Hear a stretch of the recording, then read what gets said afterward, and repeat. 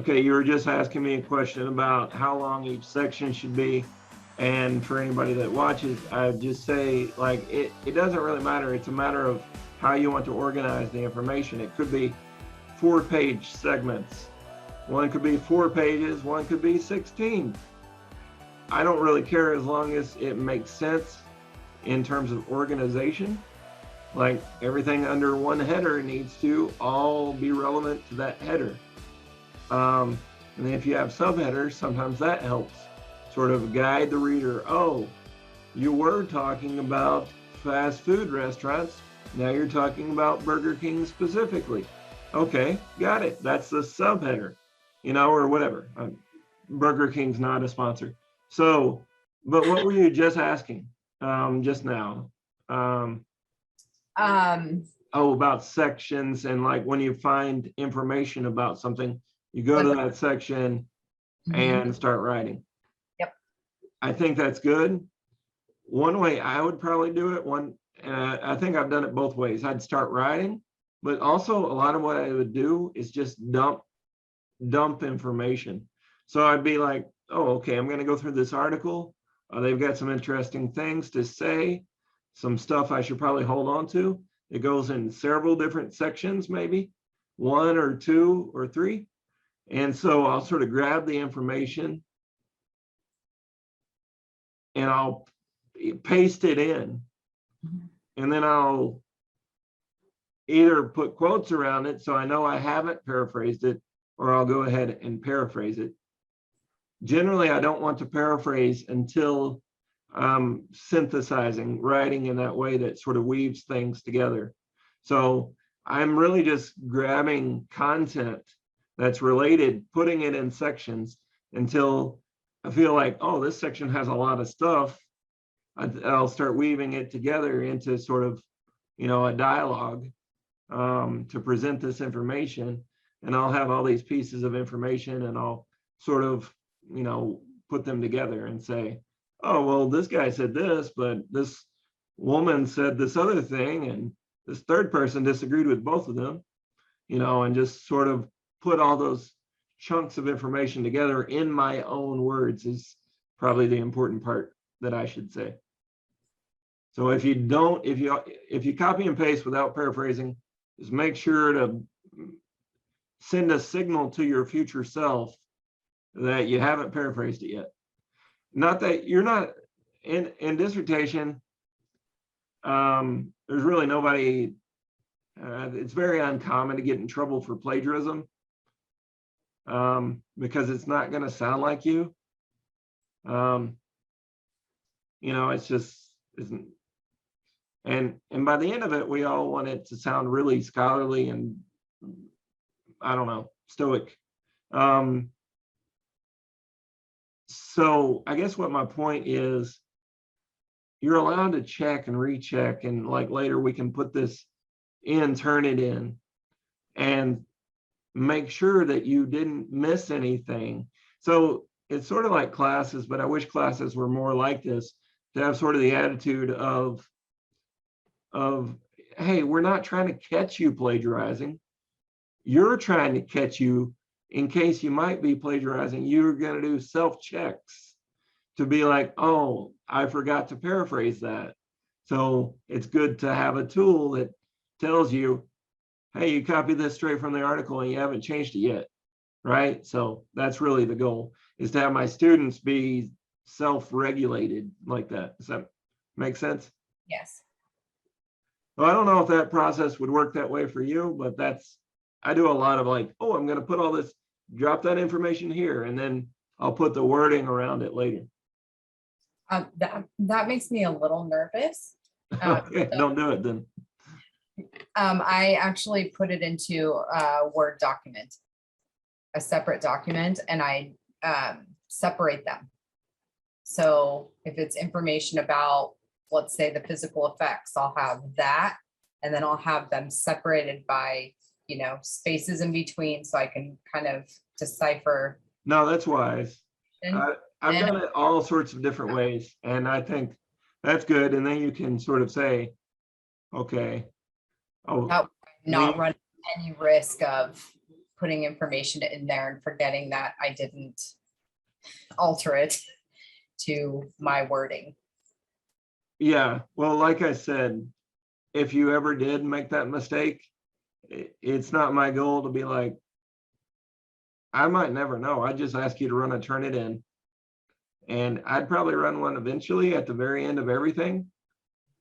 But I want you to care enough to be like, oh, well, I want to make sure I don't look stupid here. So we would have you'd be able to do that. But if the 2 Word documents or multiple Word documents process works, I'll put it here, I'll paraphrase it before I put it in. That sounds like what you're doing. That sounds good. For me, I feel like it's safe doing it that way. Yeah, no, I think that's good.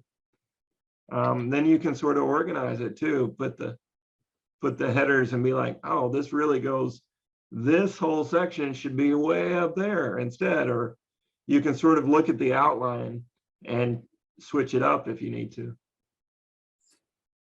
Whatever works for you. Maybe I need to think about that more and give more advice to students, but I don't have it yet. And some degree of autonomy is always good for students anyway. Like, I don't need your way to do everything. Goodin, right? So did you have any more questions? I don't think so. I've just been building on all of my topics, just building. When I find the research, I grab it and then I'll put it in where it goes, and then I'm pulling it all together. So now I went through all of my topics for this study. I began pulling together what I already had written. And so now I'm just building on that with other studies that I find that either agree or disagree with what I'm writing about. Right. Have you watched my video with the mountain thing? Yeah, And like the mountain analogy. Yes. that's weird, but I have a lot of weird metaphors. Yeah, so let the topics emerge where they emerge in the current lit. So I heard part of what you said, and I probably misunderstood it, but I want to sort of reiterate. Don't try to find information that will fill your topic bucket of topics that you've already chosen, pre-chosen. Yes. Right? Instead, explore the literature in your topic area and start filling baskets or making mountains or whatever metaphor you want, filling baskets, and see which ones start filling up. And then those are probably and you need to think, is it relevant? Make sure it's relevant. And then say, okay, are these, if I had to pick, I've only got this amount of time to present information relevant to my study, would these be the 10 or 5 or 20 most important topic areas to talk about? That's a decision ultimately you have to make. I will never know what you cut out. Students don't. I don't know. And I was in the same place. You kind of think your chair is like, has godlike powers, but I will never have any idea what you chose to not put in there. I'll be like, looks good to me. Well, and there have been things that I have found along the way that I feel are relevant. And so that has created a whole new topic. Right. Ties into the study. So. And sometimes it's interesting, but it's just one study and you can't find any more studies on it. So guess what? No mountain, which means you're probably not gonna, unless you can find a way to merge it into another mountain topic of mountain. I don't know the words, but then you might leave that information out. The other thing that I'll mention here, just real quickly, is that for students, especially on controversial issues. So I mentioned earlier that a lot of students study racial things right now and transgender things right now. And it's really easy to find articles that have findings that support your viewpoint. And it's really easy to overlook or to just ignore the articles that say something a little bit different, findings that don't make you happy, right? And to be a good scientist, your lit review needs to not include crazy people, but it's unlikely that crazy people are going to have peer-reviewed scholarly articles. So present multiple viewpoints if it's especially in a controversial sort of issue, like all older people are stinky. That'd be horrible. But let's say that, okay, well, that one study found that they have poor hygiene due to not being cared for at a SNF facility, skilled nursing facility. Okay, well, that's understandable. That could be one reason that their children don't visit, especially grandchildren, maybe. But then you could say other studies have found that hygiene is very, so you just present the different viewpoints, even if they don't make you happy and you're like, I don't really like what this says about race or transgenderism or old people or whatever it is. You still present empirical findings. You don't have, by presenting them, you're not saying I agree with this. You're simply saying so-and-so said this or found this. However, and then you present other viewpoints. So the multiple viewpoints thing is what I'm trying to emphasize. Too much? No. So I actually haven't found many. Well, I don't know that your topic would, Yeah, so that's the difficulty that I'm having, is I don't really have a lot of opposition to what I'm writing. Right. And some things are like, oh, cancer is bad. Okay, yeah. Yeah, you're probably not going to find multiple viewpoints, but Right. you could find multiple viewpoints on how to treat it. Yeah. And that's sort of what you're doing here, I think, is Yes. without remembering all you're doing, but it's more in the controversial areas that you might say, well, for instance, I've got a student that is studying gender affirming therapy by mental health providers. Okay. Well, what if a mental health provider is a Mormon, and their faith leads them to sort of being maybe not as in agreement with some of the current thoughts on transgenderism. Okay, what do you do then? Well, do they follow APA? And sort of having that discussion of like, even maybe some researchers that are Mormon or whatever, or maybe it's not, hopefully not religious at all, but they've done some research that suggests that some uncomfortable truth, that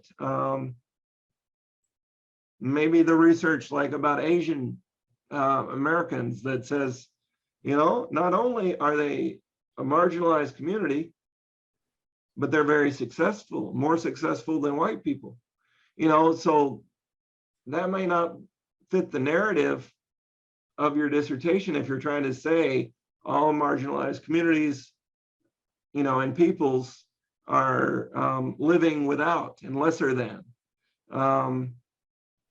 If you talk about Asian Americans, you're talking about people that are generally more successful than the white people majority. So you've got to include it, is all I'm saying. You've got to include a full story. You can't present like we worry about our news stations these days, sort of saying, oh, you're just saying the things you want us to hear, and you're not giving us all the information. I don't want you to be a biased news station. I want you to report the information. So what do I do in that case where in general, I'm not really finding a lot of opposition. Just don't avoid it. Don't exclude it. That's not good scientists. You know, if like we're in this stage right now, anybody who's watching where COVID is still going on, it's 2021. We're in September, almost August. It's 9/29/2021. So if we found out Dr. Fauci, who's sort of leading the charge on what to do about COVID and best practices, and along with the CDC, if we found out he's ignoring the information he doesn't like, we'd be pretty upset. Okay, no matter which direction it went. Or if the CDC was doing that, and we'd say, this isn't science. It's not science unless you're looking at all the information and then making the best decisions. So getting away from the media and getting to scientists should be objective as possible. And I'm not saying anything about Dr. Fauci or anything like that. I'm just saying if we found that out, that as a scientist in charge of our lives to a great degree, if he was being biased and only picking and choosing information that sort of promoted big government or small government or mask mandates or whatever, if we thought he was cherry picking information, we'd be pretty upset. Because A, we're not getting the best leadership, and B, you know, it could potentially be putting us at risk or whatever, at least leading us astray, not being honest. So sorry to get into Fauci and COVID, but that's I think a good example of like, if we do find out that a scientist telling us to do something is not doing it themselves or is ignoring information, we'd be upset. Sorry. No, it's true. Then we wouldn't look at the information as being valid. We would not. And so I think as one thing I try to say, I guess, is you want your readers to be able to believe you. And if you, especially in a controversial topic, if you only present one point of view, and they know if they're reading and they know there's other points of view that might even have some science and research behind them, and it's obvious that you're not presenting any of that, if I read that article, I wouldn't trust the results. No. Right? Because you haven't done a thorough lit review. And that suggests that your findings may be interpreted with that same bias or something like that. Mm-hmm. Make sense? Yes. I'm probably over talking. Are you ready to get back to working solo? Yeah. Yes. But you feel free to speak up again. Okay.